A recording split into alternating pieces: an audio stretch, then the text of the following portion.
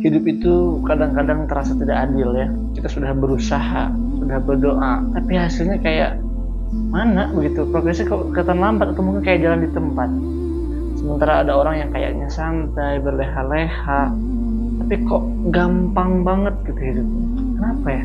Ternyata kita itu terlalu sering melihat pada hasil sebenarnya. Kita itu selalu membanding-bandingkan diri kita dengan orang lain melalui hasil. Karena kita sebenarnya nggak tahu kan di belakang layar mereka berjuang seperti apa, di belakang layar dulunya mereka seperti apa, orang tuanya seperti apa. Dan sebenarnya kita tuh tidak bisa dibandingkan orang lain karena setiap orang itu berbeda.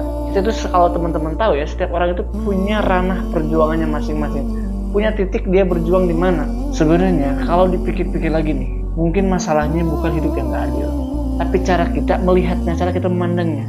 Kita pengen semuanya sekarang juga adil gitu ya, nggak bisa. Allah SWT berfirman dalam Al-Quran surat Al-Anbiya 35 yang artinya, kami akan menguji kamu dengan keburukan dan kebaikan sebagai cobaan, dan hanya kepada kamilah kamu dikembalikan. Artinya memang kesulitan hidup ini ya, dan juga kemudahan hidup ini adalah sama-sama ujian. Yang satunya menguji dengan kesabaran, yang lainnya menguji dengan rasa syukur. Rasulullah juga pernah loh dihina, ditinggalkan gitu ya, tapi dia tetap sabar karena beliau tahu sebenarnya hakikat kenikmatan sesungguhnya itu bukan di dunia, tapi di surga, teman-teman. Jadi mungkin sekarang banyak orang yang merasa lelah, mungkin masih banyak orang yang merasa hidup itu gak adil. Tapi garis bawahi ya, garis bawah ini bahwa sebenarnya Allah itu gak pernah salah atur. Kadang jalan yang paling berat itu justru yang paling dekat menuju kebaikan sebenarnya. Dan Allah ingin seperti itu. Kadang-kadang mungkin kita bertanya, ya Allah kenapa aku ujinya kayak gini, gak kayak dia aja begitu. Coba sekarang kita jawab dengan hati kita, dengan pelan jawab nih ya. Gimana kalau misalkan sebenarnya Allah itu percaya kalau kita sebenarnya sanggup.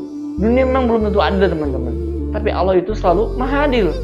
Dan itu cukup untuk terus melangkah, meski langkahnya pelan, meski matanya masih berkaca-kaca, meskipun hatinya masih merasa berat, ini terus melangkah teman-teman ya. Ingat ini, Allah tidak pernah salah atur, dan Allah maha adil. Inilah cobaan yang terbaik yang bisa kita hadapi. Seperti itu teman-teman.